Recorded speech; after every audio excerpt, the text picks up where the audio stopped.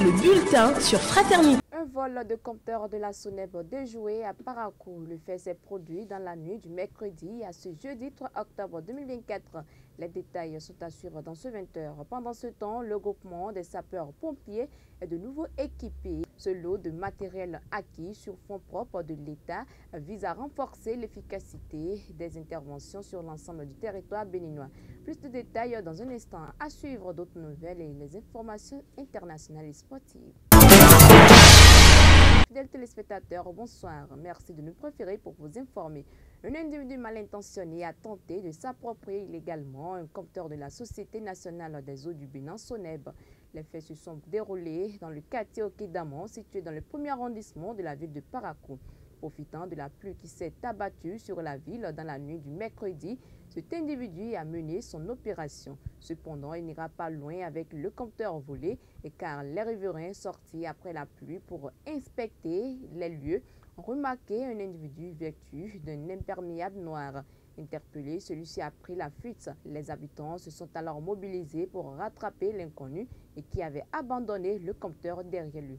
Le récit des faits avec ce témoin qui a requis l'anonymat. Ce matin, après la pluie, là, à 2h et quelques comme ça, là, donc on a sorti pour en train de sécuriser le quartier. Donc c'est de là on a vu un monsieur en train de venir et il a porté par-dessus noir avec pantalon noir. On l'a arrêté. Il ne veut pas s'arrêter, donc c'est de là on a commencé par le poursuivre. Et lorsqu'il voulait qu'on l'arrêter, en même temps il a jeté un compteur de SONEB et c'est de là on a vu que c'est compteur de SONEB. Ce n'est pas la première fois qu'un vol de compteurs de la SONEB est signalé à Parakou. Plusieurs cas ayant été rapportés dans plusieurs quartiers de la commune. Un sous-brigadier de police nous a quitté, agent en service au commissariat frontalier de police. Il a été abattu au cours d'un braquage survenu dans la nuit du mercredi 2 octobre 2024 à Kassoula, un village de l'arrondissement de Tchaoro. Selon les informations, il a été attaqué près de la forêt classée, non loin du poste de Patako.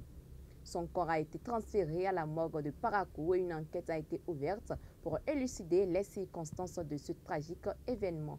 D'une information à une autre, le gouvernement dote le groupement des sapeurs-pompiers de moyens roulants d'un montant global de 1,50 milliard. Le lot est composé de 19 véhicules d'assistance et de secours, de 2 camions citernes d'incendie et de 4 véhicules pick-up. C'est le ministre de l'Intérieur et de la Sécurité publique, Alassane Seydou, qui a procédé à la remise de matériel.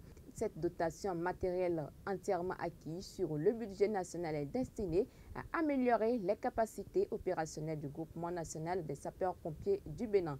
Le colonel Gomina Sani, après avoir reçu les matériels, a exprimé ses sentiments de joie, occasion pour lui d'expliquer l'utilité de ces moyens dont il bénéficie et a promis en faire bon usage.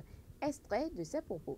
Le ministre vient de nous remettre un lot de 16 véhicules composés de 2 camions citernes d'incendie pour la lutte contre les feux d'habitation. Ces camions permettent également de faire le sauvetage et beaucoup d'autres choses, telles que la lutte contre la pollution et autres. En dehors de ça, nous avons reçu aussi 10 ambulances. 10 ambulances toutes neuves qui vont permettre aux sapeurs-pompiers d'aller au secours des populations sur les routes, sur les voies, lors des accidents de la circulation, d'assister des personnes prises de malaise dans les lieux de travail ou sur la voie publique et de pouvoir également évacuer les malades en cas de parturience, les malades et les cas de parturience. En dehors de ça, nous avons reçu des pick-up qui sont des véhicules d'intervention diverses qui nous servent également à faire des interventions au profit des populations dans le cadre des inondations, de pouvoir transporter du personnel pour pouvoir aller renforcer les équipes qui sont liées sur place sur les lieux et de pouvoir également effectuer certaines missions de projection à l'intérieur du territoire.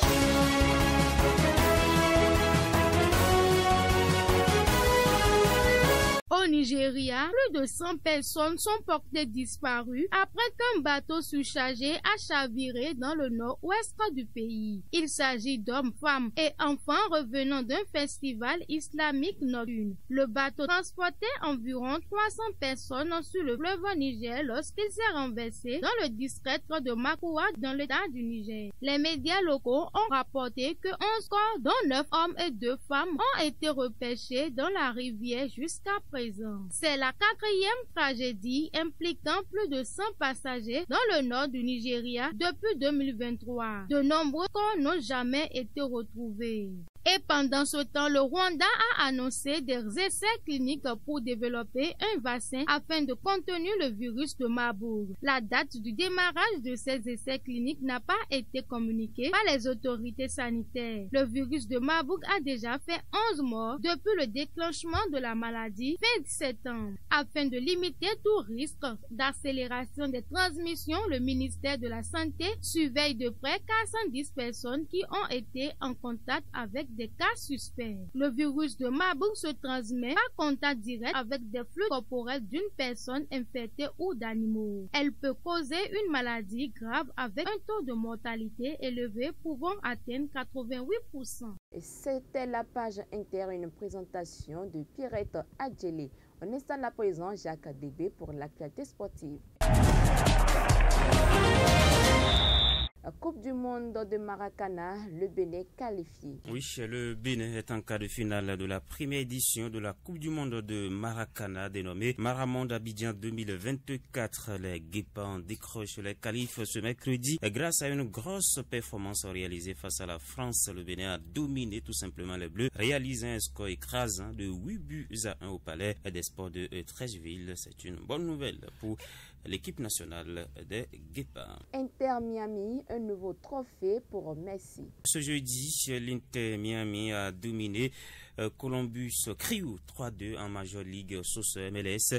Un succès acquis grâce à un doublé de Lionel Messi, 45e et 45e minute plus 5, puis une réalisation de Suarez à la 48e minute. Avec cette victoire, la franchise floridienne a désormais la certitude de terminer à la première place de la saison régulière et a donc remporté le bouclier des supporters. Si l'Argentin a donc déjà gagné un nouveau trophée dans sa carrière, il faut rappeler qu'en MLS, le champion est seulement décidé lors des playoffs. On va terminer par une note de Ligue des Champions, la deuxième journée qui s'est terminée ce mercredi avec pas mal de surprises. Les grosses équipes qui ont eu beaucoup de mal ce mercredi. Le Real a perdu sur le terrain de Lille 1-0. Aston Villa a battu le Bayern Munich 1-0, tandis que Benfica a humilié l'Atlético de Madrid 4-0. A noté la victoire renversante de la Juventus sur le terrain de Leipzig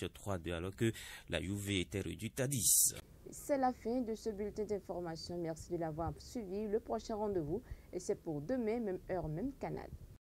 C'était le bulletin sur Fraternité.